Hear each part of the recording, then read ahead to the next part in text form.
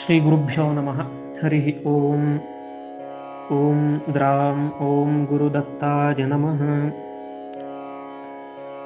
ದತ್ತಾತ್ರೇಯ ಎಷ್ಟು ಕರುಣಾಮಯ ಅಂದರೆ, ಅವನು ನಮಗೆ ತಿಳಿಯದಂತೆ ನಮ್ಮನ್ನು ಅವನ ದೊಡ್ಡ ಸಾಧನೆಯಲ್ಲಿ ನಮ್ಮನ್ನು ತೊಡಗಿಸಿಕೊಂಡಿದ್ದಾನೆ. ಒಂದು ವಾರದಿಂದ ಯಾವ ಕಾರಣವೋ ನಮಗೆ ಗೊತ್ತಿಲ್ಲದೆ ಇದೆಲ್ಲ ಭಗವತ್ ಪ್ರೇರಣೆಯೇ ಎಂಬುದಕ್ಕೆ ಸಾಕ್ಷಿಯಾಗಿ ನಾವೆಲ್ಲ ದತ್ತ ತಾರಕ ಮಂತ್ರದ ಲೇಖನವನ್ನು ಮಾಡ್ತಾ ಇದ್ದೇವೆ. ಬರೀ ಲೇಖನ ಅಂದರೆ ಸಾಕಾಗುವುದಿಲ್ಲ, ಲೇಖನ ಯಜ್ಞವನ್ನು ನಾವೆಲ್ಲ ಮಾಡ್ತಾ ಇದ್ದೇವೆ. ಈ ಲೇಖನ ಯಜ್ಞದ ವಿಶೇಷತೆ ಏನು ಅಂದರೆ, ಯಾವುದೇ ಕೆಲಸವನ್ನು ಮಾಡ್ತಾ ನಾವು ತ್ರಿಕರಣ ಪೂರ್ವಕವಾಗಿ ಮಾಡಬೇಕು ಅಂತ ವಿಧಾನ. ಈ ತ್ರಿಕರಣಗಳು ಅಂದರೆ ಕಾಯ ವಾಚ ಮನಸ ಅಂತ. ಮಂತ್ರವನ್ನು ಲೇಖನ ಮಾಡಬೇಕಾದ್ರೆ ಕಾಯ ಅಂದರೆ ದೇಹ ಬರೆಯುತ್ತಾ ಇರುತ್ತೆ, ವಾಕ್ಕು ಅಂದರೆ ಮಾತು ನಾವು ಹೇಳ್ಕೊಳ್ತಾ ಇರ್ತೀವಿ, ಮತ್ತು ಮನಸ್ಸು ಅದನ್ನು ಸ್ಮರಣೆ ಮಾಡ್ತಾ ಇರುತ್ತೆ. ಕೈ ಬರಿತಾ ಇದೆ, ಬಾಯಲ್ಲಿ ಮಂತ್ರ ಹೇಳ್ತಾ ಇದೆ, ಮನಸ್ಸು ಸ್ಮರಣೆ ಮಾಡ್ತಾ ಇದೆ. ಹಾಗಾಗಿ ನಾವು ಬರೆಯುತ್ತಿರುವ ಮಂತ್ರ ತ್ರಿಕರಣಪೂರ್ವಕವಾಗಿ ಆಗುತ್ತೆ. ದೊಡ್ಡವರೆಲ್ಲ ಹೇಳ್ತಾರಲ್ಲ, 10 ಸತಿ ಹೇಳೋದು ಒಂದೇ, 1 ಸತಿ ಬರೆಯೋದು ಒಂದೇ ಅಂತ. ಅದಕ್ಕೆ ಸಮಾನಾರ್ಥಕವಾಗಿದೆ. ಲೇಖನ ಯಜ್ಞ ಯಾಕೆ ಶ್ರೇಷ್ಠ ಅಂದರೆ, ಕಾಯ ವಾಕ್ಕು ಮನಸ್ಸು ಮೂರೂ ಈ ಕೆಲಸವನ್ನು ಮಾಡ್ತಾ ಇರುತ್ತೆ. ನಾವು ಬರೆಯುತ್ತಿರುವ ಈ ಮಹಾಮಂತ್ರ ಸಾಮಾನ್ಯವಾದ್ದಲ್ಲ. ನಮಗನಿಸುತ್ತೆ ಇದೊಂದಿಷ್ಟು ಅಕ್ಷರದ ಸಮೂಹ, ಇದೊಂದಿಷ್ಟು ಪದಗಳ ಸಮೂಹ ಅಂತ. ಇದು ಸಾಮಾನ್ಯವಾದ್ದಲ್ಲ. ನಮ್ಮ ಸದ್ಗುರುಗಳು ಸಾಕ್ಷಾತ್ ದತ್ತ ಸ್ವರೂಪಿಗಳೇ ಆದಂತಹ ಚಿದಂಬರ ಮಹಾರಾಜರು ಲಕ್ಷಾಂತರ ಮಂದಿಗೆ ಈ ಮಂತ್ರವನ್ನು ಉಪದೇಶ ಮಾಡಿ ಇದರ ಅನುಷ್ಠಾನವನ್ನು ಮಾಡಿಸಿ ಅವರವರ ಇಷ್ಟಾರ್ಥಗಳನ್ನು ಪಡೆದುಕೊಳ್ಳುವ ಹಾಗೆ ಆ ಕಾಲದಲ್ಲಿಯೇ ಮಾಡಿದ್ರು. ಅವರದ್ದೇ ದಿವ್ಯ ಪ್ರೇರಣೆಯೋ ಎಂಬಂತೆ ನಾವು ಈಗ ಮಾಡ್ತಾ ಇದ್ದೇವೆ. ಅದನ್ನು ಹೇಳಕ್ಕೆ ಮತ್ತೆ ಕೇಳೋಕ್ಕೆ ಅತ್ಯಂತ ಸರಳವಾಗಿದೆ ಈ ಮಂತ್ರ. ಓಂ ದ್ರಾಂ ಓಂ ಗುರು ದತ್ತಾಯ ನಮಃ ಅಂತ ಒಂದು ಸಣ್ಣ ವಾಕ್ಯದಂತೆ ಇದೆ. ಆದರೆ ಈ ಮಂತ್ರದ ಮಹಿಮೆಯನ್ನು ಉಪನಿಷತ್ತು, ತಂತ್ರಶಾಸ್ತ್ರ ಎಷ್ಟು ಕೊಂಡಾಡುತ್ತೆ ಅಂತ ಈಗ ಒಂದು ವಾರದಲ್ಲಿ ನಾನು ಏನನ್ನೋ ಅವಲೋಕನ ಮಾಡಬೇಕಾದ್ರೆ ಆಧಾರಗಳು ಸಿಗ್ತಾ ಹೋಯಿತು. ಯಾವುದೇ ಒಂದು ಕೆಲಸ ಮಾಡಿದ್ರೂ ಅದರ ಬಗ್ಗೆ ಪರಿಪೂರ್ಣವಾದ ಅರ್ಥಜ್ಞಾನದಿಂದ ಮಾಡಿದಾಗ ಅದು ಸಾರ್ಥಕ ಆಗುತ್ತೆ. ಯದೇವ ವಿದ್ಯೆಯಾ ಕರೋತಿ ತದೇವ ವೀರ್ಯವತ್ತರಂ ಭವತಿ ಅಂತ. ಅಂದರೆ ಅರ್ಥಪೂರ್ವಕವಾಗಿ ಮಾಡಿದಾಗ ಅದು ಸಫಲವಾಗುತ್ತೆ ಕೆಲಸ ಅಂತ. ನಾವು ಬರೆಯುತ್ತಿರೋ ಈ ದತ್ತಾತ್ರೇಯ ತಾರಕ ಮಹಾಮಂತ್ರ ಪ್ರಣವ ಅಂದರೆ ಓಂಕಾರದಿಂದ ಸಂಪುಟಿತವಾಗಿದೆ. ಏಕಾಕ್ಷರಿ ದತ್ತನ ಮಂತ್ರವನ್ನು ಹೊಂದಿದೆ. ಅಂದರೆ ಓಂ ದ್ರಾಂ ಓಂ ಅಂತ ಸಂಪುಟೀಕರಣವಾದ ಏಕಾಕ್ಷರಿ ದತ್ತ ಮಂತ್ರಯುಕ್ತವಾಗಿದೆ. ಮತ್ತು ಇದರ ಜೊತೆಗೆ ಗುರು ಮತ್ತು ದತ್ತ ಶಬ್ದಗಳ ಸಂಯೋಗ ಆಗಿದೆ. ಹೇಗಾಗಿದೆ ಇದು ಅಂದರೆ, ಮೊದಲ ಅಕ್ಷರದಿಂದ ಕೊನೆ ಅಕ್ಷರದವರೆಗೂ ಒಂದೊಂದು ಅಕ್ಷರವೂ ಒಂದೊಂದು ಶಬ್ದವೂ ಮಹಾ ಮಂತ್ರಗಳೇ ಆಗಿವೆ. ಅಥರ್ವ ವೇದದ ಉಪನಿಷತ್ತು ಅಂತಲೇ ಪ್ರಸಿದ್ಧ ಆಗಿರೋ ಶ್ರೀ ದತ್ತಾತ್ರೇಯ ಉಪನಿಷತ್ತಿನಲ್ಲಿ 2 ಭಾಗಗಳಿದೆ, ಪೂರ್ವತಾಪಿನಿ, ಉತ್ತರತಾಪಿನಿ ಅಂತ. ಈ ಉತ್ತರತಾಪಿನಿ ಉಪನಿಷತ್ತಿನಲ್ಲಿ ಇದರ ಬಗ್ಗೆ ಬಹು ವಿಸ್ತಾರವಾಗಿ ಉಲ್ಲೇಖ ಆಗಿದೆ. ಅಂದರೆ ಉಪನಿಷತ್ ಪ್ರತಿಪಾದ್ಯವಾದ ಮಂತ್ರವಾಗಿದೆ ಇದು ಅಂತ. ಏನು ಹೇಳುತ್ತೆ ಅಂದರೆ, ಸತ್ಯಕ್ಷೇತ್ರೇ ಬ್ರಹ್ಮ ನಾರಾಯಣಂ ಪ್ರಣಿಪತ್ಯಾಹ. ಸತ್ಯಕ್ಷೇತ್ರ, ಸತ್ಯಲೋಕದಲ್ಲಿ ಬ್ರಹ್ಮನು ನಾರಾಯಣನಿಗೆ ನಮಸ್ಕಾರ ಮಾಡಿ ಕೇಳ್ತಾನಂತೆ, ಅದೀಹಿ ಭಗವನ್ ಯೋಗ ವಿದ್ಯಾ ರಹಸ್ಯಂ. ಭಗವಂತ ನನಗೆ ಯೋಗ ವಿದ್ಯೆಯ ರಹಸ್ಯವನ್ನು ತಿಳಿಸು ಅಂತ ಕೇಳ್ಕೊಳ್ತಾನೆ. ಯಸ್ಮಿನ್ ವಿದಿತೆ ಯೋಗಿ ಭೋಗಿ ಭವತಿ. ಯಾವದ್ದನ್ನು ತಿಳಿದರೆ ಯೋಗಿಯೂ ಮತ್ತೆ ಭೋಗಿಯೂ ಆಗ್ತಾರೆ. ಅಂದರೆ ಇಹಲೋಕದಲ್ಲಿ ಎಲ್ಲ ಭೋಗಗಳನ್ನು ಅನುಭವಿಸಿ ಮತ್ತು ಆತ್ಮಜ್ಞಾನವನ್ನು ಹೊಂದಿ ಯೋಗಿಯು ಯಾವುದರಿಂದ ಆಗಬಹುದು ಅಂತ ಕೇಳಿದಾಗ ನಾರಾಯಣ ಹೇಳ್ತಾನಂತೆ, ಸತ್ಯಾನಂದ ಚಿದಾತ್ಮ ಕೇವಲ ಸಾತ್ವಿಕಂ ಮಾಮಕಂ ಧಾಮಮಾಪ್ನೋತಿ ಸದಾ ದತ್ತೋಹಮೇತತ್ಪದಂ ಯೇ ವದಂತಿ ನತೇ ಸಂಸಾರಿಣೋ ಭವಂತಿ. ಸಾತ್ವಿಕವಾದ ನನ್ನ ರೂಪವನ್ನು ಹೊಂದಬೇಕು, ನನ್ನ ಧಾಮವನ್ನು ನೀನು ಹೊಂದಬೇಕು ಅಂದರೆ ಸದಾ ದತ್ತೋಹಮೇತತ್ಪದಂ, ಸದಾ ದತ್ತ ಎಂಬ ಈ ಪದವನ್ನು ಯಾರು ಹೇಳ್ಕೊಳ್ತಾರೋ ಅವರು ನತೇ ಸಂಸಾರಿಣೋ ಭವಂತಿ, ಅವರು ಸಂಸಾರಿಗಳೇ ಅಲ್ಲ. ಸಂಸಾರದಲ್ಲಿದ್ದರೂ ಅವರು ಸಂಸಾರಿಗಳಲ್ಲ, ಅವರು ಜೀವನ್ಮುಕ್ತರಾಗಬಹುದು. ಅಥ ಏಕಾಕ್ಷರಂ ವ್ಯಾಖ್ಯಾಸ್ಯೆ, ಅವನ ಏಕಾಕ್ಷರವನ್ನು, ಆ ದತ್ತ ಮಹಾಮುನಿಯ ಏಕಾಕ್ಷರವನ್ನು ಹೇಳುತ್ತೇನೆ ಕೇಳು. ದಕ್ಷಿಣಾಮೂರ್ತಿ ಬೀಜ ಮುಕ್ತ ರಾಮ ಬೀಜಂ ವದೇತ್. ಈ ದ್ರಾಮ್ ಅನ್ನೋ ಪದವು ಎಷ್ಟು ಮಹಿಮಾನ್ವಿತವು. ಈ ದ್ರಾಮ್ ಅನ್ನುವ ಪದದ ಉತ್ಪತ್ತಿ ಹೇಗಾಗುತ್ತೆ ಅಂದ್ರೆ, ದಕ್ಷಿಣಾಮೂರ್ತಿ ಬೀಜ ಮುಕ್ತ ರಾಮ ಬೀಜಂ ವದೇತ್. ದಕ್ಷಿಣಾಮೂರ್ತಿ ಅಂದ್ರೆ ಸಾಕ್ಷಾತ್ ಪರಮೇಶ್ವರನ ಗುರುಸ್ವರೂಪ. ಅಂತಹ ದಕ್ಷಿಣಾಮೂರ್ತಿಯ ಬೀಜ, ಅದರಲ್ಲಿ ಮೊದಲನೆಯ ಅಕ್ಷರ ದ ಪದವನ್ನು ತೆಗೆದುಕೊಂಡು ರಾಮ ಬೀಜಂ ವದೇತ್. ರಾಮ ಬೀಜ ಯಾವುದು? ರಾಮ್ ಅನ್ನುವುದು.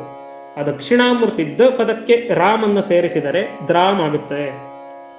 ಅಂದರೆ ಪರಮೇಶ್ವರನ ಗುರುಸ್ವರೂಪವಾದ ದಕ್ಷಿಣಾಮೂರ್ತಿಯು ನಾರಾಯಣನ ಗುರುಸ್ವರೂಪವಾದ ರಾಮ ಬೀಜವೂ ಸೇರಿ, ಅಂದ್ರೆ ಶಿವರಾಮ ಹರಿಹರ ಅಭೇದವನ್ನು ಸೂಚಿಸುವಂತಹ ದ್ರಾಮ್ ಬೀಜ ಒಂದಾಗುತ್ತೆ. ಅದರಲ್ಲಿ ಬರುವ ಅನುಸ್ವಾರವು ಬ್ರಹ್ಮನನ್ನು ಸೂಚಿಸುತ್ತದೆ. ಅಂದ್ರೆ ದಕ್ಷಿಣಾಮೂರ್ತಿ ರಾಮ ಮತ್ತೆ ಬ್ರಹ್ಮ, ಅಂದ್ರೆ ಬ್ರಹ್ಮ ವಿಷ್ಣು ಶಿವಾತ್ಮಕವಾದ ದ್ರಾಮ್ ಬೀಜವು ಹೀಗೆ ಉತ್ಪತ್ತಿ ಆಗುತ್ತೆ. ಅಂದ್ರೆ ದ್ರಾಮ್ ಪದದ ಉಚ್ಚಾರಣೆಯಿಂದ ಏನಾಗ್ತಾ ಇದೆ ಅಂದ್ರೆ, ದಕ್ಷಿಣಾಮೂರ್ತಿಯ ಅಂದ್ರೆ ಸಮಸ್ತ ಶೈವ ಉಪಾಸನೆಯು, ರಾಮ ಉಪಾಸನೆಯು ಅಂದ್ರೆ ಸಮಸ್ತ ವೈಷ್ಣವ ಉಪಾಸನೆಯು ನಮ್ಮಿಂದ ಆಗ್ತಾ ಇದೆ. ತದೇತತ್ ತಾರಕಂ ಭವತಿ, ಅದೇ ತಾರಕ ಮಂತ್ರವೂ ಆಗುತ್ತದೆ. ತದೇವೋಪಾಸಿತವ್ಯಮಿತಿ ಜ್ಞೇಯಂ, ಅದೇ ಉಪಾಸನೀಯವಾದದ್ದು ನಿನಗೆ. ಮಂತ್ರಮಿವಂ ಜಪ್ವಾ ನ ಮಾತೃಗರ್ಭಂ ಪ್ರವಿಶತಿ. ಈ ಮಂತ್ರದ ಜಪವನ್ನ ಮಾಡ್ತಾ ಮಾಡ್ತಾ ಅವನು ಯಾವ ಸ್ಥಿತಿಗೆ ಹೋಗಬಹುದು ಅಂದ್ರೆ, ನ ಮಾತೃಗರ್ಭಂ ಪ್ರವಿಶತಿ, ಮುಂದೆ ಅವನಿಗೆ ಜನ್ಮ ಅನ್ನೋದು ಇರೋದಿಲ್ಲ. ಬ್ರಹ್ಮ ವಿಷ್ಣು ಶಿವಾತ್ಮಕಂ ಇದಂ ಏಕಾಕ್ಷರಂ. ಮುಂಚೆ ಹೇಳಿದಂತೆ ದಕ್ಷಿಣಾಮೂರ್ತಿ ರಾಮ ಮತ್ತೆ ಬ್ರಹ್ಮರ ಬೀಜವನ್ನು ಹೊಂದಿದ್ದು ಬ್ರಹ್ಮ ವಿಷ್ಣು ಶಿವಾತ್ಮಕವಾದ ತ್ರಿಮೂರ್ತ್ಯಾತ್ಮಕವಾದ ಈ ಏಕಾಕ್ಷರವು. ಸರ್ವದಾ ಜಪ್ಯಂ ಇದಂ ನ ದೇಶಕಾಲ ನಿಯಮೋತ್ರ ವಿದ್ಯತೆ. ಸರ್ವದಾ ಜಪ್ಯಮಿದಂ, ಯಾವಾಗ್ಲೂ ಜಪ್ಯವಾದದ್ದು, ಜಪಿಸಬೇಕಾದ ಮಂತ್ರ ಇದು. ಇದಕ್ಕೆ ದೇಶಕಾಲ ನಿಯಮಗಳು ಇಲ್ಲ. ಏತನ್ ಮಂತ್ರ ಜಪಮೇವ ಮುಖ್ಯ ಕ್ರಿಯಾಯೋಗ. ನಾವು ಆ ಕ್ರಿಯಾಯೋಗ ಈ ಕ್ರಿಯಾಯೋಗ ಎಲ್ಲ ಮಾಡ್ತೀವಲ್ಲ, ಅಲ್ಲ. ಏತನ್ ಮಂತ್ರ ಜಪಮೇವ ಕ್ರಿಯಾಯೋಗ, ಈ ಮಂತ್ರ ಜಪವೇ ಕ್ರಿಯಾಯೋಗ ಆಗಿದೆ. ಅನೇನ ಸಚ್ಚಿದಾನಂದ ಬ್ರಹ್ಮೈವ ಭವತಿ, ಇದರ ಉಪಾಸನೆಯಿಂದ ಸಚ್ಚಿದಾನಂದ ಬ್ರಹ್ಮವೇ ಆಗುತ್ತೆ. ಅಂದ್ರೆ ಇನ್ನು ಲೌಕಿಕವಾದ ಸುಖಗಳು ಕೇಳಬೇಕಾ? ನ ಸ ಪುನರಾವರ್ತತೆ ನ ಸ ಪುನರಾವರ್ತತೆ, ಅವನು ಮತ್ತೆ ಪುನರಾವರ್ತಿತನಾಗುವುದಿಲ್ಲ. ವಟಬೀಜ ವೃಕ್ಷಸ್ಯೇವ ದತ್ತಬೀಜಸ್ಥಂ ಸರ್ವ ಜಗತ್ರಯಂ ಏತತು. ಹೇಗೆ ಒಂದು ಸಣ್ಣ ಬೀಜದಲ್ಲಿ ಇಡೀ ವಟವೃಕ್ಷ ಅಂದ್ರೆ ಆಲದ ಮರ ಇದೆಯೋ, ಹಾಗೆ ದ್ರಾಮ್ ಅನ್ನುವ ಬೀಜಾಕ್ಷರದಲ್ಲಿ ಇಡೀ ಪ್ರಪಂಚವೇ ಇದೆ. ಅಂತಹ ದ್ರಾಮ್ ಬೀಜವನ್ನ ದತ್ತಾತ್ರೇಯ ಉತ್ತರತಾಪಿನಿ ಉಪನಿಷತ್ತಿನಲ್ಲಿ ಈಗ ಹೇಳಿದರೆ, ಇದೇ ದ್ರಾಮ್ ಬೀಜದ ಇನ್ನೂ ಮಹಾತ್ಮೆಯನ್ನ ಕಿರಾತ ರೂಪಿಯಾದ ಪರಮೇಶ್ವರ ಜಗನ್ಮಾತೆಗೆ ದತ್ತಕಲ್ಪದಲ್ಲಿ ಉಲ್ಲೇಖ ಮಾಡ್ತಾನೆ. ಶಬರ ರೂಪಿ ಶಂಕರ ಉವಾಚ ಶೃಣು ವಕ್ಷ್ಯಾಮಿ ಶಬರಿ ಕಬರಿ ಭರಶೋಭಿತೆ ಸಮಾಹಿತಮನಾ ಭೂತ್ವಾ ಸಮಾಕರ್ಣಯತನ್ಮುನೂನ್ ನ ವೈ ನಿಯಮ ಬಾಹುಲ್ಯಂ ತರ್ಪಣಸ್ಯ ಚ ಪೂರ್ವಸೇವಾ ಪ್ರಯಾಸೋ ವಾ ನಾಸ್ತಿ ನಾಸ್ತ್ಯೇವ ಸರ್ವದಾ. ಈಶ್ವರ ಶಬರರೂಪಿಯಾದ ಪರಮೇಶ್ವರ ಅಂದರೆ ಕಿರಾತ ರೂಪಿ, ಬೇಟೆಗಾರನ ರೂಪಿಯಾದ ಪರಮೇಶ್ವರ ಜಗನ್ಮಾತೆಯಾದ ಪಾರ್ವತಿಗೆ, ಅದು ಬೇಟೆಗಾರರ ರೂಪದಲ್ಲಿಯೇ ಇದ್ದ ಜಗನ್ಮಾತೆಗೆ ಹೇಳ್ತಾ ಇದ್ದಾನೆ, ನವೈ ನಿಯಮ ಬಾಹುಲ್ಯಂ, ನಿಯಮಗಳ ಅಧಿಕವಾದ ನಿಯಮಗಳ ಹೇರಿಕೆ ಇಲ್ಲ. ಬಾಹುಲ್ಯಂ ತರ್ಪಣಸ್ಯ ಚ ಪೂರ್ವ ಸೇವಾ ಪ್ರಯಾಸೋವಾ ನಾಸ್ತಿ ನಾಸ್ತಿಯೇವ ಸರ್ವದ, ಯಾವುದೇ ನಿಯಮಗಳ ದೇಶ ಕಾಲಗಳ ಒಂದು ಭೇದವಿಲ್ಲದೆ ಚಾತುರ್ವರ್ಣ್ಯಾಧಿಕಾರೋಯಂ, ಚಾತುರ್ವರ್ಣ್ಯದವರು, 4 ವರ್ಣದವರು, 4 ಆಶ್ರಮದವರು ಯಾವಾಗಲೂ ಸೇವೆ ಮಾಡಬೇಕಾದ ಒಂದು ಮಂತ್ರವನ್ನು ನಿಮಗೆ ಹೇಳ್ತೇನೆ ಕೇಳಿಸ್ಕೋ ಅಂತ ಹೇಳ್ತಾ ಇದ್ದೇನೆ.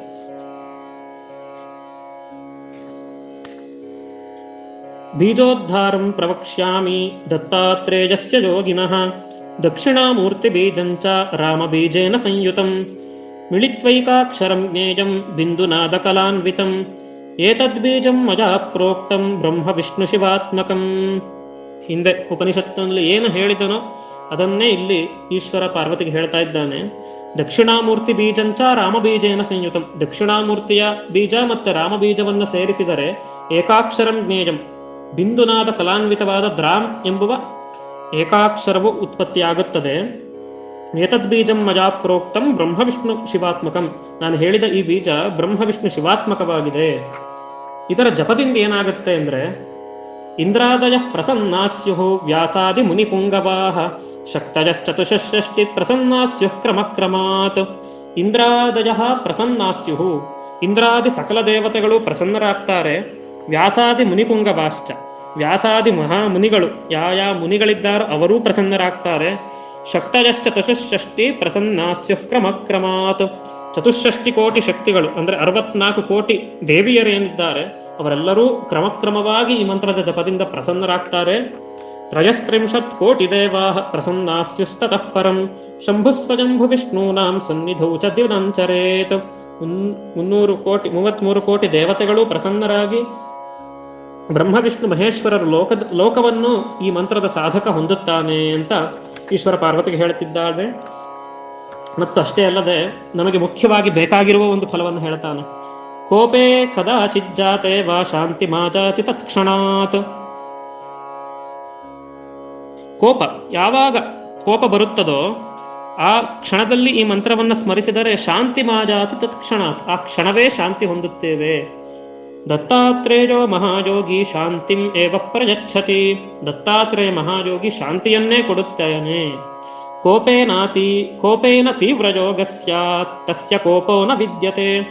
ತುಂಬ ತೀವ್ರವಾದ ಕೋಪ, ನಮಗೆ ಕಂಟ್ರೋಲ್ ಮಾಡಲಿಕ್ಕೆ ಆಗದಂತಹ ಕೋಪ ಇದ್ರೂ ಕೂಡ ತಸ್ಯ ಕೋಪೋ ನ ವಿದ್ಯತೆ, ಈ ಮಂತ್ರದ ಪ್ರಭಾವದಿಂದ ಕೋಪವು ಬಿಟ್ಟು ಓಡುತ್ತದೆ ಅಂತ ಹೇಳ್ತಾ ಇದ್ದಾನೆ. ಅಂತಹ ಓಂ ದ್ರಾಂ ಪ್ರಣವ, ಮತ್ತೆ ಪ್ರಣವದ ಮಹಾತ್ಮ್ಯವನ್ನ ಹೇಳಿ ಮುಗಿಸಲು ಸಾಧ್ಯವಿಲ್ಲ. ಸಕಲ ಪುರಾಣಗಳು ವೇದಶಾಸ್ತ್ರಗಳು ಹೇಳ್ತಾ ಇರೋದು ಪ್ರಣವದ ಒಂದು ಮಹಾತ್ಮ್ಯವನ್ನೇ. ಅಂತಹ ಪ್ರಣವದಿಂದ ಸಂಪುಟಿತವಾದ ದ್ರಾಂ ಬೀಜಾಕ್ಷರವನ್ನು ನಾವು ಬರಿತಾ ಇದ್ದೇವೆ ಅಂದರೆ ಅದು ಎಷ್ಟು ಜನ್ಮದ ಪುಣ್ಯ ಅಂತ ನಾವು ಹೇಳಲಿಕ್ಕೆ ಬರೋದಿಲ್ಲ. ಹಾಗೆ ಓಂ ದ್ರಾಂ ಓಂ ಅನ್ನುವುದ ಪದದ ಒಂದು ಸಂಕ್ಷಿಪ್ತ ವಿವರಣೆಯನ್ನು ನಾವು ನೋಡಿದ್ವಿ. ಇನ್ನು ಗುರು ಶಬ್ದವನ್ನು ಹೇಳಿ ಮುಗಿಸಲು ಸಾಧ್ಯವಿಲ್ಲ. ಓಂ ದ್ರಾಂ ಓಂ ಗುರು ಬರಿತಾ ಇದ್ದೇವಲ್ವ, ಆ ಗುರು ಶಬ್ದವನ್ನು ಹೇಳಿ ಮುಗಿಸಲು ಸಾಧ್ಯವೇ ಇಲ್ಲ. ಎಲ್ಲ ಪುರಾಣ ಶಾಸ್ತ್ರ ಗುರು ಅನ್ನೋ 2 ಶಬ್ದಗಳನ್ನೇ ಹೇಳ್ತಾ ಇದೆ. ಅದರಲ್ಲಿ ಗುರುಗೀತೆ ಅಂತ ಶ್ರೇಷ್ಠ ಗ್ರಂಥ, ಅದರಲ್ಲಿ ಈಶ್ವರ ಪಾರ್ವತಿಗೆ ಗುರುವಿನ ಮಹಾತ್ಮ್ಯವನ್ನ ಇಡೀ ಗ್ರಂಥದಲ್ಲಿ ಉಲ್ಲೇಖ ಮಾಡ್ತಾನೆ. ಆದರೂ ಆ ಗ್ರಂಥದಲ್ಲಿ ಗುರು ಶಬ್ದದ ಉಲ್ಲೇಖ, ಗುರು ಶಬ್ದದ ಮಹಿಮೆಯನ್ನು ಏನು ಹೇಳ್ತಾನೆ, ಸ್ವಲ್ಪ ಶಬ್ದಗಳನ್ನು ನೋಡೋಣ. ಅನನ್ಯಾಶ್ಚಿಂತಯಂತೋಯಂ ಸುಲಭಂ ಪರಮಂ ಸುಖಂ ತಸ್ಮಾತ್ ಸರ್ವ ಪ್ರಯತ್ನೇನ ಗುರೋರಾರಾಧನಂ ಕುರು. ಗುರುಗಿಂತ ಬೇರೆ ಯಾವುದೂ ಇಲ್ಲ. ಅಂತಹ ಗುರುವನ್ನ ಧ್ಯಾನ ಮಾಡ್ತಾ ಸುಲಭವಾಗಿ ಎಲ್ಲ ಸುಖಗಳನ್ನು ನಾವು ಹೊಂದಬಹುದು. ಆದ್ದರಿಂದ ಗುರುವಿನ ಉಪಾಸನೆಯನ್ನ ಪ್ರಯತ್ನಪೂರ್ವಕವಾಗಿ ಮಾಡು. ತಸ್ಮಾತ್ ಸರ್ವ ಪ್ರಯತ್ನೇನ, ಎಲ್ಲ ಪ್ರಯತ್ನಗಳನ್ನ ಮಾಡಿಯಾದರೂ ಗುರುವಿನ ಉಪಾಸನೆಯನ್ನ ಮಾಡು. ಆ ಗುರು ಪದದ ವ್ಯಾಖ್ಯಾನ ನಿನಗೆ ಗೊತ್ತೇ ಪಾರ್ವತಿ. ಉಕಾರಶ್ಚಾಂಧಕಾರೋ ಹಿ ಋಕಾರಸ್ತೇಜ ಉಚ್ಯತೆ ಅಜ್ಞಾನಗ್ರಾಸಕಂ ಬ್ರಹ್ಮ ಗುರುರೇವನ ಸಂಶಯ. ಉಕಾರ ಅಂಧಕಾರ ಅನ್ನುವ ಅಜ್ಞಾನವನ್ನು ಸೂಚಿಸುತ್ತೆ. ಋಕಾರ ಬೆಳಕು ಎಂಬ ಜ್ಞಾನವನ್ನು ಸೂಚಿಸುತ್ತೆ. ಆದ್ದರಿಂದ ಅಜ್ಞಾನವನ್ನು ನಾಶಪಡಿಸುವ ಪರಬ್ರಹ್ಮ ಸ್ಥಿತಿಯೇ ಗುರು ಎಂಬುದರಲ್ಲಿ ಸಂಶಯವಿಲ್ಲ. ಉಕಾರಶ್ಚಾಂಧಕಾರಸ್ತು ಋಕಾರಸ್ತನ್ನಿರೋಧಕ ಅಂಧಕಾರ ವಿನಾಶಿತ್ವಾತ್ ಗುರುರಿತ್ಯಭಿಧೀಯತೆ. ಉಕಾರ ಕತ್ತಲೆಯನ್ನ, ಋಕಾರ ಅದನ್ನು ನಾಶಪಡಿಸುವಂತಹ ಅರ್ಥವನ್ನು ಸೂಚಿಸುವುದರಿಂದ ಅಜ್ಞಾನ ವಿನಾಶಿ ಯಾವುದಿದೆಯೋ ಅದೇ ಗುರು ಎಂದು ಕರೆಯಲ್ಪಡುತ್ತದೆ. ಅಂಧಕಾರ ವಿನಾಶಿತ್ವಾತ್ ಗುರುರಿತ್ಯಭಿಧೀಯತೆ ಅಂತ ಹೇಳ್ತಾ ಇದ್ದಾನೆ. ಹೀಗೆ ಹಲವಾರು ಶ್ಲೋಕಗಳನ್ನು ಹೇಳ್ತಾ ಹೋಗ್ತಾನೆ. ಏವಂ ಗುರುಪದಂ ಶ್ರೇಷ್ಠಂ ದೇವಾನಾಮಪಿ ದುರ್ಲಭಂ ಹಾಹಾ ಹೂಹು ಗಣೈಶ್ಚೈವ ಗಂಧರ್ವಾದ್ಯೈಶ್ಚ ಪೂಜಿತಂ. ಏವಂ ಗುರುಪದಂ ಶ್ರೇಷ್ಠಂ, ಹೀಗೆ ಗುರುಪದ ಶ್ರೇಷ್ಠವಾದದ್ದು, ಸರ್ವಶ್ರೇಷ್ಠವಾದದ್ದು. ದೇವಾನಾಂ ಅಪಿ ದುರ್ಲಭಂ, ಗುರು ಅನ್ನ ಪದ ದೇವಾನಾಮಪಿ ದುರ್ಲಭಂ, ದೇವತೆಗಳಿಗೂ ದುರ್ಲಭವಾದದ್ದು. ಹಾಹಾ ಹೂಹು ಗಣೈಶ್ಚೈವ ಗಂಧರ್ವಾದ್ಯೈಶ್ಚ ಪೂಜಿತಂ. ಆಹಾ ಹೂಹು ಮೊದಲಾದ ದೇವತೆಗಳು, ಗಂಧರ್ವಗಳು, ಯಕ್ಷ ಕಿನ್ನರರಿಂದಲೂ ಈ ಗುರುಪದ ಸೇವಿಸಲ್ಪಡುತ್ತಿದೆ. ಇದು ಸಂಕ್ಷಿಪ್ತವಾದ ಗುರುಪದದ ವ್ಯಾಖ್ಯಾನ. ಹೀಗೆ ಇಡೀ ಗುರುಗೀತೆಯೇ ಗುರು ಶಬ್ದವನ್ನ ಉಲ್ಲೇಖ ಮಾಡ್ತಾ ಹೋಗುತ್ತೆ. ಹಾಗಾಗಿ ಓಂ ದ್ರಾಂ ಓಂ ಗುರು ಎನ್ನುವಲ್ಲಿಗೆ ನಾವು ಅನುಸಂಧಾನ ಮಾಡಿದ್ವಿ ಅಂತ ತಿಳ್ಕೊಳ್ತೇನೆ. ಮುಂದೆ ದತ್ತಾಯ ನಮಃ ಅಂತಲೂ ಬರಿತಾ ಇದ್ದೇವೆ. ಓಂ ದ್ರಾಂ ಓಂ ಗುರು ದತ್ತಾಯ ನಮಃ ಅಂತ ಬರಿತಾ ಇದ್ದೀವಿ. ದತ್ತ ಅನ್ನೋ ಶಬ್ದದ ಮಹಿಮೆಯನ್ನ ಅದು ಅಷ್ಟೇ, ಅದು ಹೇಳಿದಂತೆ ಒಂದೊಂದು ಅಕ್ಷರವೂ ಒಂದೊಂದು ಶಬ್ದವೂ ಮಹಾಮಂತ್ರವೇ. ಆದ್ದರಿಂದ ಆ ದತ್ತ ಪದದ ಅಕ್ಷರವನ್ನು ಮಹಾತ್ಮೆಯನ್ನು ಹೇಳಿ ಮುಗಿಸಲು ಸಾಧ್ಯವಿಲ್ಲ. ಅದನ್ನು ಪ್ರಯತ್ನ ಮಾಡಬೇಕು. ನಮ್ಮಂತಹವರಿಗೆ ಅರ್ಥ ಆಗ್ಲಿ ಅಂತ ಪರಮೇಶ್ವರ ಮತ್ತೆ ಅನುಗ್ರಹ ಮಾಡಿ ಶುಕ ಮಹರ್ಷಿಗಳಿಗೆ 58 ಶ್ಲೋಕಗಳಲ್ಲಿ ದತ್ತ ಪದದ ಅರ್ಥವನ್ನ ವ್ಯಾಖ್ಯಾನ ಮಾಡ್ತಾನೆ. ಆ ದತ್ತ ಪದದ ವ್ಯಾಖ್ಯಾನವನ್ನ ಓದುವುದಕ್ಕಿಂತ ಮುಂಚೆ ನಾವು ದತ್ತ ಪದ ಹೇಗೆ ಬಂತು, ಅದರ ಗೂಢಾರ್ಥ ಏನು ಅಂತ ನೋಡೋಣ. ನಾವು ದತ್ತನನ್ನು ಹೇಳ್ತೇವೆ ಅನಸೂಯಾತ್ರಿ ಸಂಭೂತ ಅಂತ. ಅನಸೂಯ ಮತ್ತೆ ಅತ್ರಿಯ ಮಗ ಅಂತ ಹೇಳ್ತೇವೆ. ಅನಸೂಯ ಅತ್ರಿ ನಮಗೆ ಪುರಾಣ ರೂಪದಿಂದ ನೋಡಿದರೆ ಋಷಿ ದಂಪತಿಗಳು, ಅವರ ಮಗ ದತ್ತಾತ್ರೇಯ ಅಂತ ನೋಡಬಹುದು. ಇದನ್ನ ಸಾಧನಾ ಮಾರ್ಗದಲ್ಲಿ ನೋಡುತ್ತಾ ಹೋದ್ರೆ ಅತ್ರಿ ಅಂದ್ರೆ ತ್ರಿಗುಣಗಳಿದೆ, ಸತ್ವ ರಜಸ್ಸು ತಮಸ್ಸು ಅಂತ. ಸತ್ವ ರಜಸ್ಸು ತಮಸ್ಸುಗಳನ್ನ ಮೀರಿದಾಗ ಸಾಧಕ ಅತ್ರಿ ಆಗ್ತಾನೆ, ಅಂದ್ರೆ ತ್ರಿಗುಣಗಳು ಇಲ್ಲದವನಾಗ್ತಾನೆ. ಆವಾಗ ಏನು ಸಿದ್ಧಿ ಆಗ್ತದೆ ಅಂದ್ರೆ ಅವನಿಗೆ ಅನಸೂಯ ಸ್ಥಿತಿಯು ಸಿದ್ಧಿಯಾಗುತ್ತೆ. ಅನಸೂಯ ಸ್ಥಿತಿ ಎಂದರೆ ಅಸೂಯಾರಾಹಿತ್ಯ, ಅಂದರೆ ಎಲ್ಲ ಭೂತಗಳಲ್ಲೂ ಎಲ್ಲ ಜೀವಿಗಳಲ್ಲೂ ಕರುಣೆ, ಅಸೂಯೆ ಇಲ್ಲದ್ದು, ಕೋಪವಿಲ್ಲದ್ದು, ದ್ವೇಷವಿಲ್ಲದ್ದು ಆ ಸ್ಥಿತಿಯು ಪ್ರಾಪ್ತಿಯಾಗುತ್ತೆ. ಅತ್ರಿಯಾದಾಗ ಸಾಧಕನು ಅನಸೂಯನಾಗುತ್ತಾನೆ. ಅನಸೂಯನಾದಾಗ ಏನಾಗ್ತದೆ ಅಂದ್ರೆ ದತ್ತೋ ಮಯಾಹಮಿತಿ ಭಗವಾನ್ ಸ ದತ್ತಃ, ಯಾವ ಪರಬ್ರಹ್ಮವು ತನ್ನಿಂದ ತಾನೇ ತನ್ನನ್ನು ತನಗೇ ಕೊಟ್ಟಿಕೊಳ್ಳುತ್ತದೋ, ದತ್ತಃ ದತ್ತಂ ನಮಮ ಹೇಳ್ತೀವಿ ನೋಡಿ, ದತ್ತಂ ಅಂದ್ರೆ ಕೊಡಲ್ಪಟ್ಟದ್ದು ಅಂತ. ಅಂದ್ರೆ ಸಾಧಕನು ಅತ್ರಿ ತ್ರಿಗುಣಾತೀತನಾಗಿ ಅಸೂಯಾರಾಹಿತ್ಯನಾದಾಗ ಯಾವ ಪರಬ್ರಹ್ಮವು ದತ್ತವಾಗುವುದೋ ಅದೇ ದತ್ತ. ಅಂದ್ರೆ ದತ್ತ ಅಂದ್ರೆ ಪರಬ್ರಹ್ಮ ಅಂತ ಒಂದು ಗೂಢಾರ್ಥವನ್ನು ತಲೆಯಲ್ಲಿ ಇಟ್ಕೊಂಡ್ರೆ ಮುಂದಕ್ಕೆ ಆ ದತ್ತ ಶಬ್ದದ ಒಂದು ಉಚ್ಚಾರಣೆಯ ಫಲವನ್ನು ಹೇಳ್ತಾ ಹೋಗ್ತಾನೆ ಪರಮೇಶ್ವರ ಶುಕ ಮಹರ್ಷಿಗಳಿಗೆ. ಗಜಾ ಕಾಶಿ ಕುರುಕ್ಷೇತ್ರ ಪ್ರಯಾಗಂ ಬದರಿಕಾಶ್ರಮಂ ಏತತ್ ಸರ್ವಂ ಕೃತಂ ತೇನ ದತ್ತ ಇತ್ಯಕ್ಷರದ್ವಯಂ. 58 ಶ್ಲೋಕಗಳಲ್ಲಿ ವಿಸ್ತಾರವಾಗಿ ಹೇಳಿದ್ದಾನೆ. ಮುಖ್ಯ ಶ್ಲೋಕಗಳನ್ನು ನಾನು ತೆಗೆದುಕೊಂಡಿದ್ದೇನೆ. ಗಯಾ ಕಾಶಿ ಕುರುಕ್ಷೇತ್ರ ಪ್ರಯಾಗಂ ಬದರಿಕಾಶ್ರಮಂ. ಗಯಾ ಕಾಶಿ ಕುರುಕ್ಷೇತ್ರ ಪ್ರಯಾಗ ಬದರಿಕಾಶ್ರಮಗಳಲ್ಲಿ ವಾಸ ಮಾಡಿದರೆ ಯಾವ ಫಲ ಬರುತ್ತದೋ ದತ್ತ ಇತ್ಯಕ್ಷರದ್ವಯಂ, ಅದರೆಲ್ಲದರ ಫಲ ದತ್ತ ಅನ್ನುವ 2 ಅಕ್ಷರದ ಉಚ್ಚಾರಣೆಯ ಮಾತ್ರದಿಂದಲೇ ಬರುತ್ತದೆ. ಅಂದ್ರೆ ಎಲ್ಲಾ ಕ್ಷೇತ್ರಗಳಿಗೂ ಪ್ರತ್ಯೇಕ ಸಾವಿರಾರು ಪುಟಗಳ ಮಹಾತ್ಮೆ ಇದೆ. ಅಂಥದ್ದು ದತ್ತ ಇತ್ಯಕ್ಷರದ್ವಯಂ, ಎಲ್ಲ ಫಲವು ದತ್ತ ಎನ್ನುವ 2 ಅಕ್ಷರದಿಂದಲೇ ಲಭಿಸಿಬಿಡುತ್ತೆ ನಮಗೆ. ಮತ್ತೆ ಹೇಳ್ತಾನೆ ಮಾಘ ಕಾರ್ತಿಕಯೋ ಸ್ನಾನಂ ಸನ್ಯಾಸಂ ಬ್ರಹ್ಮಚರ್ಯಕಂ ಏತತ್ ಸರ್ವಂ ಕೃತಂ ತೇನ ದತ್ತ ಇತ್ಯಕ್ಷರದ್ವಯಂ. ಮಾಘ ಸ್ನಾನ, ಕಾರ್ತಿಕ ಸ್ನಾನಗಳ ಫಲ ಅಷ್ಟೇ ಅಲ್ಲ, ನೈಷ್ಠಿಕವಾದ ಬ್ರಹ್ಮಚರ್ಯ ಸನ್ಯಾಸಾಶ್ರಮಗಳನ್ನ ಪಾಲಿಸಿದರೆ ಯಾವ ಫಲವು ಪ್ರಾಪ್ತಿಯಾಗುತ್ತದೋ ಏತತ್ ಸರ್ವಂ ಕೃತಂ ತೇನ ದತ್ತ ಇತ್ಯಕ್ಷರದ್ವಯಂ. ಈ ಎಲ್ಲದರ ಫಲ ದತ್ತ ಎಂಬ 2 ಅಕ್ಷರದ ಉಚ್ಚಾರಣೆಯ ಮಾತ್ರದಿಂದಲೇ ಅಥವಾ ಲೇಖನದ ಮಾತ್ರದಿಂದಲೇ ಲಭಿಸುತ್ತದೆ. ಅಶ್ವಮೇಧ ಸಹಸ್ರಾಣಿ ಮಾತಾ ಪಿತೃಪ್ರಪೋಷಣಂ ಏತತ್ ಸರ್ವಂ ಕೃತಂ ತೇನ ದತ್ತ ಇತ್ಯಕ್ಷರದ್ವಯಂ. ಒಂದು ಅಶ್ವಮೇಧದ ಫಲವನ್ನೇ ಎಷ್ಟೋ ಹೇಳ್ತಾರೆ, ಅಂತಹದ್ರಲ್ಲಿ ಅಶ್ವಮೇಧ ಸಹಸ್ರಾಣಿ, ಅಶ್ವಮೇಧ ಸಹಸ್ರದ ಫಲ ದತ್ತ ಇತ್ಯಕ್ಷರದ್ವಯಂ, ದತ್ತ ಎಂಬ 2 ಅಕ್ಷರದ ಫಲದಿಂದಲೇ ಲಭಿಸುತ್ತದೆ. ಅಷ್ಟೇ ಅಲ್ಲ, ಸಾವಿತ್ರಿ ಪ್ರಣವಂ ಜಪ್ತ್ವಾ ಚತುರ್ವೇದಾಂಚ ಪಾರಗಃ ಏತತ್ ಸರ್ವಂ ಕೃತಂ ತೇನ ದತ್ತ ಇತ್ಯಕ್ಷರದ್ವಯಂ. ಗಾಯತ್ರಿ, ಓಂಕಾರ, ಚತುರ್ವೇದಗಳು ನಮಗೆ ಸಿಗುತ್ತಿಲ್ಲ, ನಾವು ಹೇಳ್ಕೊಳ್ತಿಲ್ಲ, ನಮಗೆ ಅಧಿಕಾರವಿಲ್ಲ ಅಂತ ನಾವು ಬೇಜಾರು ಮಾಡ್ಕೊಳ್ತೀವಲ್ಲ, ಇದರ ಅವಶ್ಯಕತೆ ಇಲ್ಲಪ್ಪ. ಏತತ್ ಸರ್ವಂ ಕೃತಂ ತೇನ ದತ್ತ ಇತ್ಯಕ್ಷರದ್ವಯಂ. ಈ ಎಲ್ಲದರ ಫಲ ದತ್ತ ಎಂಬ 2 ಅಕ್ಷರವನ್ನ ಯಾರು ಜಪ ಮಾಡ್ತಾನೋ, ಯಾರು ಬರಿತಾನೋ ಅವನಿಗೆ ಬಂದು ಬಿಡುತ್ತೆ ಅಂತ ಶಿವ ಹೇಳ್ತಿದ್ದಾನೆ.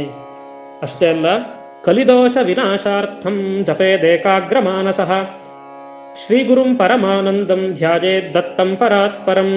ಈ ಕಲಿಯುಗದಲ್ಲಿ ಸಮಸ್ತ ದೋಷವೂ ಹೋಗಬೇಕು. ಈ ಕಲಿಯುಗದ ಒಂದು ದೋಷ ನಮಗೆ ತಟ್ಟಬಾರದು ಅಂದ್ರೆ ಏಕಾಗ್ರ ಮಾನಸದಿಂದ ಪರಮಾನಂದನಾದ ದತ್ತನನ್ನೇ ಧ್ಯಾನಿಸಬೇಕು.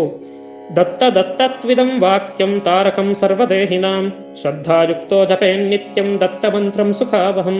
ದತ್ತ ದತ್ತ ಎಂಬ ಮಾತನ್ನ ಪದೇ ಹೇಳಿಕೊಳ್ಳೋದೇ ಈ ದೇಹಕ್ಕೆ ತಾರಕ. ಶ್ರದ್ಧಾಯುಕ್ತವಾಗಿ ಯಾವಾಗಲೂ ಈ ಸುಖವಾದ ದತ್ತ ಮಂತ್ರವನ್ನು ಹೇಳ್ಕೊಳ್ಬೇಕಂತೆ.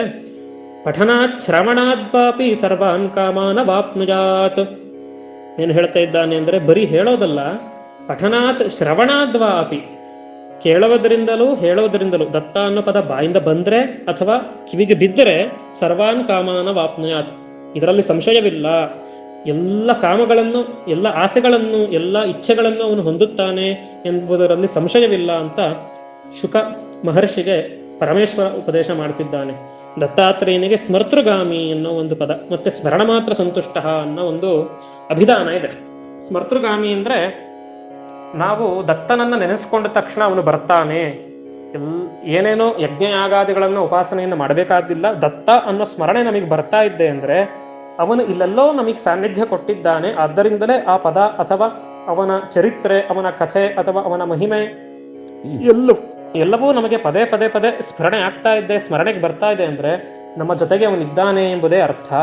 ಸ್ಮರ್ತೃಗಾಮಿ, ಸ್ಮರಣ ಮಾತ್ರ ಸಂತುಷ್ಟ ಎಂಬೆಲ್ಲ ಅಭಿಧಾನವನ್ನು ದತ್ತಾತ್ರೇಯ ಹೊಂದಿದ್ದಾನೆ. ಈ ದತ್ತ ಅನ್ನೋ ಪದವಕ್ಕೆ ಇಷ್ಟೋ ಮಹಾತ್ಮವಿದೆ. ಅದರಲ್ಲಿ ಒಂದಿಷ್ಟನ್ನು ಅನುಸಂಧಾನ ಮಾಡಿದ್ದೇವೆ. ಹೀಗೆ ಓಂ ದ್ರಾಂ ಓಂ ಗುರು ದತ್ತಾಯ ನಮಃ ಎಂಬ ಮಹಾಮಂತ್ರವು ಸಿದ್ಧವಾಗ್ತದೆ.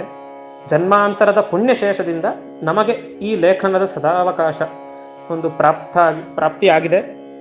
ಅರ್ಥಾನುಸಂಧಾನ ಮಾಡಿಕೊಂಡು ಒಂದೇ ಒಂದು ಸಲ ಸ್ಮರಣ ಮಾಡಿದರೆ ಅಥವಾ ಒಂದೇ ಒಂದು ಸಲ ಬರೆದರೂ ಅದರ ಮಹಿಮೆಯನ್ನು ಹೇಳಲು ಅಸಾಧ್ಯ. ಅಂತಹದ್ದರಲ್ಲಿ ಎಲ್ಲರೂ, ಎಲ್ಲ ಭಗಿನಿಯರು, ಎಲ್ಲ ಬಂಧುಗಳು, ಗುರುಬಂಧುಗಳು ಎಲ್ಲರೂ ನಾವೆಲ್ಲ ಎಷ್ಟೊಂದು ಮಂತ್ರಗಳನ್ನು ಬರಿತಾ ಇದ್ದೇವೆ. ಇದರ ಫಲ ಹೇಳಲಿಕ್ಕೆ ಸಾಧ್ಯವಿಲ್ಲ. ಇಂತಹ ಮಂತ್ರವನ್ನು ನಮಗೆ ಅನುಗ್ರಹಿಸಿದ್ದು ನಮ್ಮ ಗುಬ್ಬಿಯ ಚಿದಂಬರ ಮಹಾರಾಜರು. ಅವರಿಗೆ ಯಾವಾಗಲೂ ಸಾಷ್ಟಾಂಗ ನಮಸ್ಕಾರ ಮಾಡಿದ್ರು ಸಾಲೋದಿಲ್ಲ. ಅಂತಹ ಮಂತ್ರವನ್ನು ಅವರು ಸೃಷ್ಟಿ ಮಾಡಿದ್ರು. ಓಂ ದ್ರಾಂ ಓಂ ಅನ್ನೋದೇ ಒಂದು ಮಹಾಮಂತ್ರ, ಗುರು ಅನ್ನೋದು ಒಂದು ಮಹಾಮಂತ್ರ, ದತ್ತಾಯ ನಮಃ ಅನ್ನೋದು ಮಹಾಮಂತ್ರ. ಇಷ್ಟನ್ನು ಸಂಯೋಗ ಮಾಡಿ ಒಂದು ತಾರಕ ಮಂತ್ರವನ್ನು ನಮಗೆ ಅನುಗ್ರಹ ಮಾಡಿದ್ದಾರೆ. ಅಂತಹ ಮಂತ್ರವನ್ನು ಯಾವಾಗಲೂ ಇದು ಎಷ್ಟಕ್ಕೆ ನಿಲ್ಲೋದು ಬೇಡ, ಇದು ಜೀವಮಾನದ ಸಾಧನೆಯಾಗಿ ಹೋಗ್ತಾ ಇರಲಿ. ಅಕ್ಷಯ ತೃತೀಯದ ಪರ್ವಕಾಲ ಇವತ್ತು. ದತ್ತ ತಾರಕ ಮಂತ್ರ ಅನ್ನೋ ಬಂಗಾರ, ಇವತ್ತು ಬಂಗಾರ ತಗೊಳ್ಬೇಕಂತೆ, ಅಕ್ಷಯ ಆಗತ್ತಂತ ಮನೆಯಲ್ಲಿ. ಅಂತಹದ್ರಲ್ಲಿ ಎಲ್ಲ ಬಂಗಾರ, ಆ ಬಂಗಾರ ಬೆಂಕಿಯಲ್ಲಿ ಹಾಕಿದ್ರೆ ಹೋಗ್ಬೋದು ಅಥವಾ ಕಳ್ಳ ಕದ್ರೆ ಹೋಗ್ಬೋದು. ಯಾರೂ ಕದಿಯಕ್ಕಾಗದೇ ಇರುವ ದತ್ತ ತಾರಕ ಮಂತ್ರ ಅನ್ನೋ ಬಂಗಾರ ನಮಗೆ ಸಿಕ್ಕಿದೆ. ಅದು ಅಕ್ಷಯವಾಗಲಿ, ಅಕ್ಷಯವಾದ ಸುಖವನ್ನು ನಮಗೆ ಕೊಡಲಿ. ಬರೆಯುತ್ತಿರುವವರಿಗೆ ಮತ್ತು ಅವರ ಕುಟುಂಬದವರಿಗೆ ಎಲ್ಲ ಇಷ್ಟಾರ್ಥಗಳನ್ನು ನೆರವೇರಿಸಿ ದತ್ತಾತ್ರೇಯನಲ್ಲಿ ಅಕ್ಷಯವಾದ ಭಕ್ತಿಯನ್ನೇ ಕೊಡಲಿ. ಕ್ಷಯವಾದ ಭಕ್ತಿ ನಮಗೆ ಬೇಡ, ಅಕ್ಷಯವಾದ ಭಕ್ತಿಯನ್ನೇ ಕೊಡಲಿ. ಈ ಮಂತ್ರರಾಜ ಬರೆದ ಪುಸ್ತಕಗಳು ಎಲ್ಲೆಲ್ಲಿ ಇದೆಯೋ ಅದರ ಪ್ರಭಾವದಿಂದ ಆ ಊರಿನ, ಆ ದೇಶದ, ಆ ಪ್ರಪಂಚದ ಸಮಸ್ತ ಕ್ಷೇಮಗಳು ಉಂಟಾಗಲಿ. ದತ್ತಾತ್ರೇಯ ನಮ್ಮನ್ನೆಲ್ಲರನ್ನು ಅನುಗ್ರಹಿಸಲಿ ಅಂತ ಪ್ರಾರ್ಥನೆ ಮಾಡ್ತೇನೆ. ಎಲ್ಲರಿಗೂ ಅಕ್ಷಯ ತೃತೀಯದ ಶುಭ ಕಾಮನೆಗಳನ್ನು ಈ ಸಂದರ್ಭದಲ್ಲಿ ಹೇಳ್ತಾ, ಸರ್ವೇ ಜನ ಸುಖಿನೋ ಭವಂತು, ಸಮಸ್ತ ಸನ್ಮಂಗಲಾನಿ ಭವಂತು. ಓಂ ದ್ರಾಂ ಓಂ ಗುರು ದತ್ತಾಯ ನಮಃ.